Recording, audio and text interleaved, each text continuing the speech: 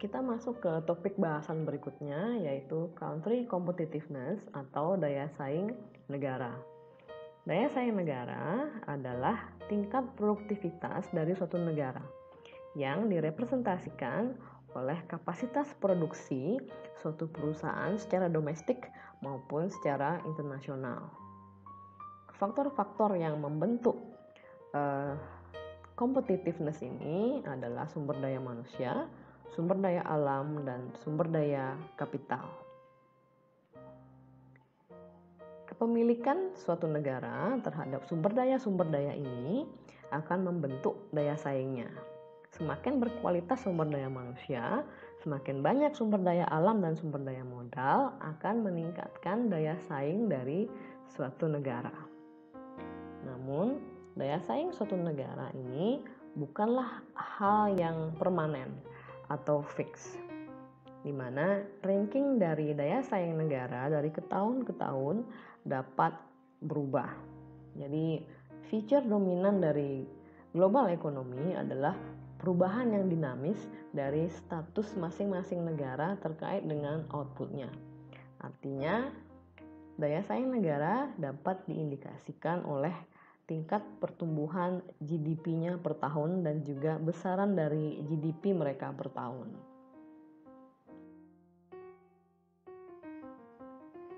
Dapat dilihat pada gambar bahwa indeks daya saing global berubah-ubah setiap tahun.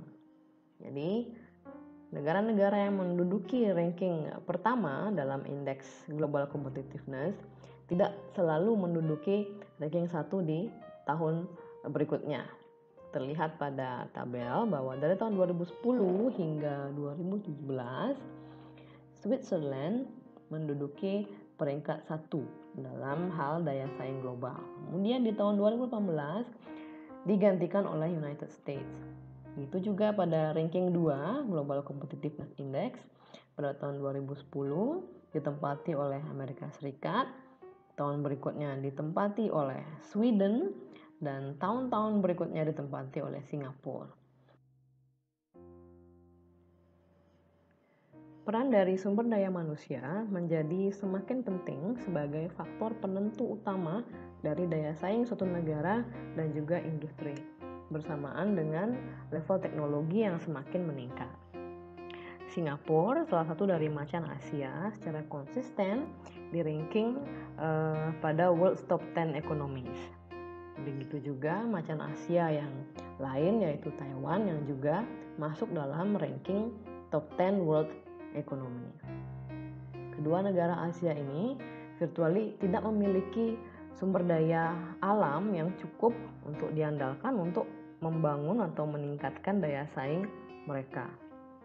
Sehingga jelas bahwa sumber daya manusia dan teknologi adalah faktor yang krusial untuk membentuk keberlangsungan ekonomi suatu negara secara jangka panjang bagi negara-negara yang tidak memiliki sumber daya alam yang cukup.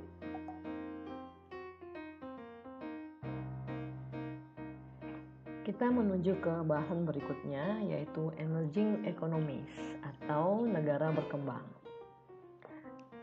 Perekonomian yang besar atau partner-partner perdagangan besar umumnya berlokasi di Triad Region, yaitu North America, Eropa Barat, dan Jepang yang secara kolektif memproduksi kurang lebih 80% dari total GDP di dunia. Namun, pada abad 21 ini, peluang-peluang komersial akan ditemukan lebih banyak di negara-negara berkembang.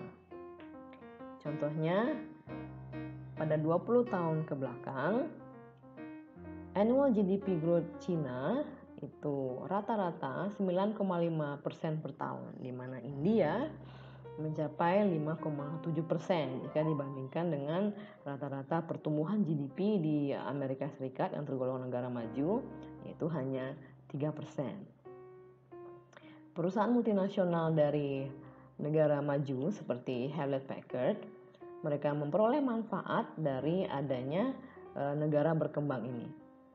Contohnya adalah saat pertumbuhan permintaan HP atau produk-produk HP di Brasil, Rusia, India, dan Cina semakin meningkat. Hal ini membantu HP untuk menghindari dampak dari resesi di pasar US. Dan negara berkembang ini atau permintaan yang semakin meningkat di negara berkembang justru mendorong HP untuk meningkatkan atau membuat sales forecast dari HP ini meningkat. Di samping itu, jumlah kompetitor atau pemain-pemain global juga diharapkan muncul dari negara-negara berkembang. Contoh perusahaan-perusahaan global yang muncul dari negara berkembang, contohnya adalah Samsung, Alibaba, Haier, Huawei, dan sebagainya.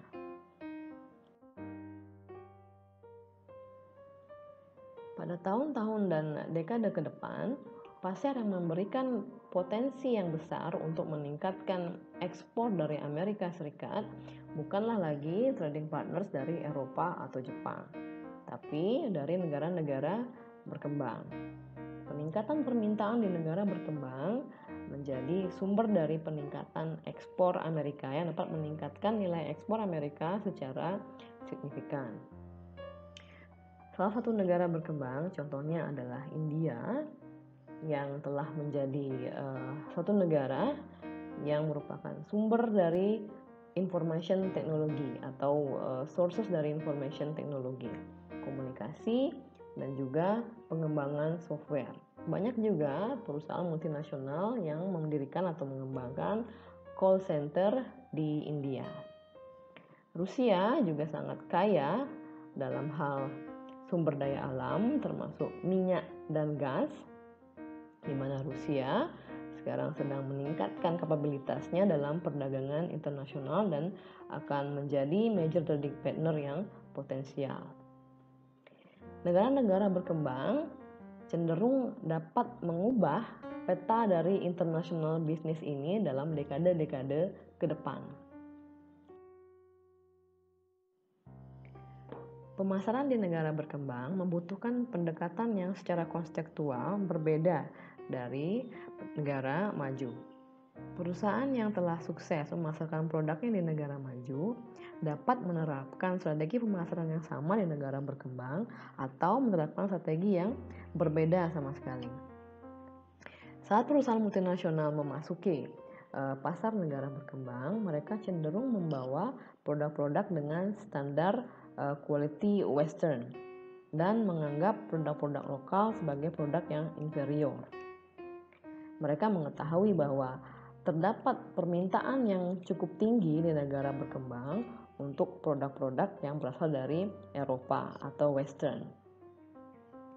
Namun, perusahaan-perusahaan ini mengabaikan bahwa di samping keinginan masyarakat negara berkembang untuk memiliki produk-produk yang berkualitas western, namun jumlah konsumen yang dapat membelinya atau afford produk-produk ini cenderung sedikit.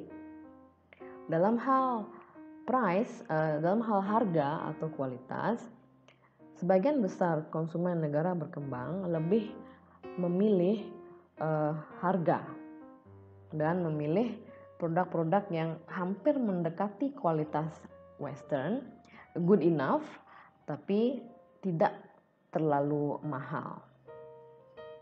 Perusahaan-perusahaan lokal yang membuat produk-produk yang cukup baik ini atau good enough memasang harga dapat 75% lebih rendah daripada produk-produk western tersebut. Dan local company ini atau perusahaan lokal ini merupakan penantang yang cukup tangguh bagi perusahaan-perusahaan multinasional tersebut dengan harga produk yang lebih mahal. Apalagi perusahaan lokal ini dapat memproduksi produk yang lebih baik secara kualitas saat mereka memiliki skala yang lebih besar. Dengan skala yang lebih besar, perusahaan lokal ini juga dapat menurunkan biaya variabelnya. Dan dengan skala yang besar, mereka memiliki cukup dana untuk berinvestasi pada R&D untuk memproduksi produk-produk yang inovatif. Sehingga dengan skala yang semakin besar, perusahaan lokal menjadi penantang yang serius bagi perusahaan-perusahaan multinasional yang masuk ke pasar negara berkembang. Kita masuk ke bahasan berikutnya, yaitu Regional Economic Arrangement atau perjanjian ekonomi regional. Adapun beberapa bentuk-bentuk perjanjian ekonomi regional seperti Mercosur, GCC atau Gulf Cooperation Council, SAARC atau South Asian Agreement for Regional Cooperation in South Asia, dan juga ASEAN, Association of Southeast Asian Nations. Tujuan dari dibentuknya grup-grup ini atau kelompok-kelompok negara ini dengan perjanjian yang telah disepakati adalah untuk memastikan pertumbuhan ekonomi dari negara-negara yang berpartisipasi di kelompok-kelompok tersebut. Adapun evolusi dari perjanjian ekonomi regional dari yang paling rendah adalah free trade area, kemudian custom union, common market, monetary union, dan political union. Masing-masing perjanjian ini akan kita bahas di slide berikutnya. Yang pertama, kita akan membahas free trade area. Free trade area adalah perjanjian formal antar beberapa negara yang sepakat untuk menurunkan atau mengeliminasi biaya cukai dan hambatan non-tarif pada perdagangan antar negara-negara ini. Namun, negara-negara member dari arrangement ini atau perjanjian ini boleh secara bebas menentukan tarif eksternal yang akan mereka kenakan pada negara-negara di luar grup atau bukan member. Salah satu masalah yang fundamental dengan perjanjian ini adalah negara non-member dapat mengekspor produk mereka ke negara member dengan eksternal tarif yang paling rendah pada free trade area tersebut.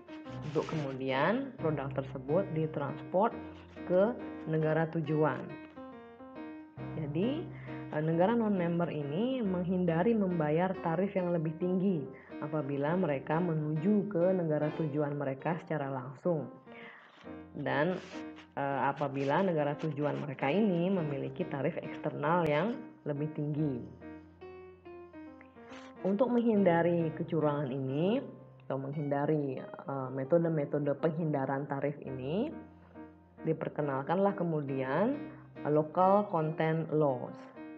Jadi local content law ini menetapkan bahwa suatu produk dikatakan produk domestik dan tidak akan dikenakan biaya impor atau tarif impor apabila produk tersebut memiliki sekian persen local content atau sekian persen dari produk tersebut diproduksi secara lokal atau mempergunakan bahan baku lokal yang diperoleh dari negara-negara di free trade area tersebut. Sehingga local content laws ini didesain untuk mendorong eksporter asing untuk men-set up manufacturing facilities mereka di area free trade. Sehingga mereka men-set up pabrik di negara free trade area agar produk mereka diakui sebagai produk domestik sehingga tidak dikenakan biaya impor ke negara-negara anggota free trade.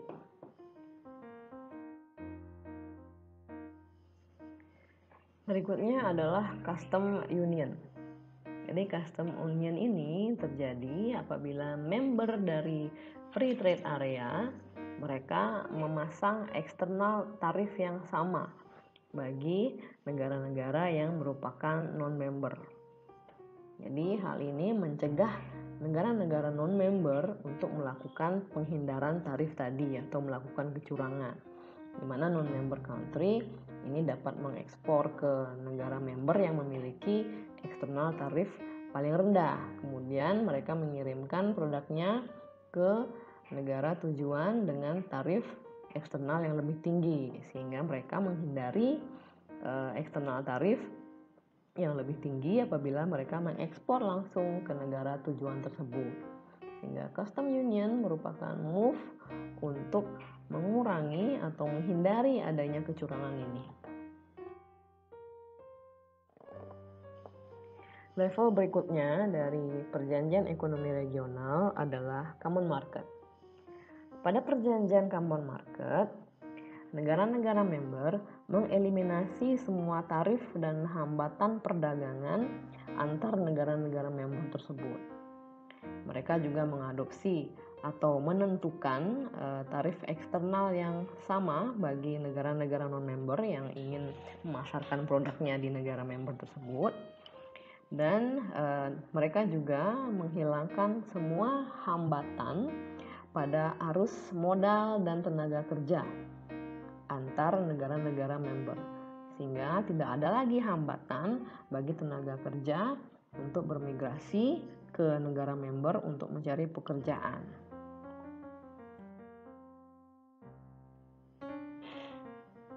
Monetary Union merepresentasikan level keempat dari integrasi ekonomi regional, di mana mereka mengadopsi satu mata uang yang sama dalam satu region. Hal ini dilakukan oleh European Economic Community dengan mata uang euro.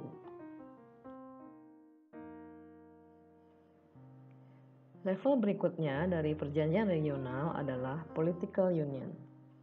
Dalam Political Union, negara-negara dalam satu region atau negara-negara member tidak hanya membentuk satu kesatuan ekonomi, tapi juga membentuk suatu kesatuan politik. Namun, dalam political union terdapat kekhawatiran pada member countries bahwa mereka dapat kehilangan sejumlah kedaulatan untuk mengatur negara mereka sendiri. Political union seringnya tidak terjadi karena masyarakat cenderung menolak political union ini untuk melindungi lapangan pekerjaan mereka dan juga hak-hak tenaga kerja mereka dan social benefit mereka yang mereka peroleh dari negaranya.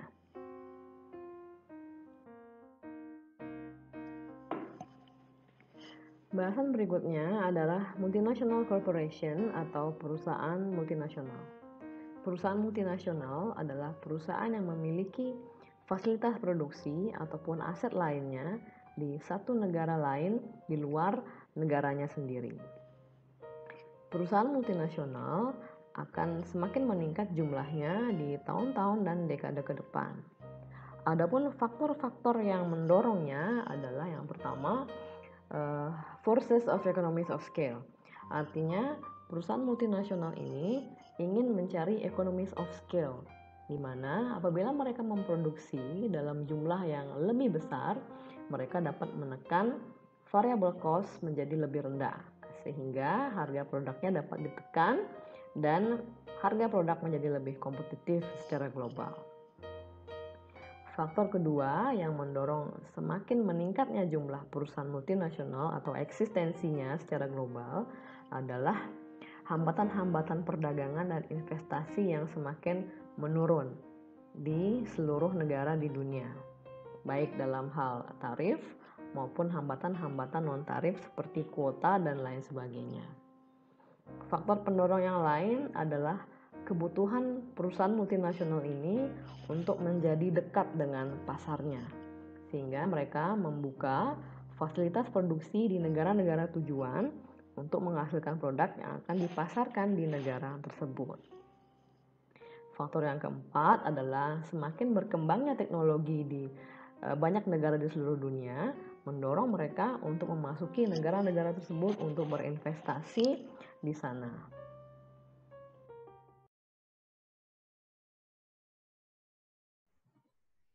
Demikian paparan saya mengenai chapter ini, semoga dapat diterima dan dipahami dengan baik. Kita berjumpa kembali di video berikutnya. Terima kasih atas atensinya. Selamat sore.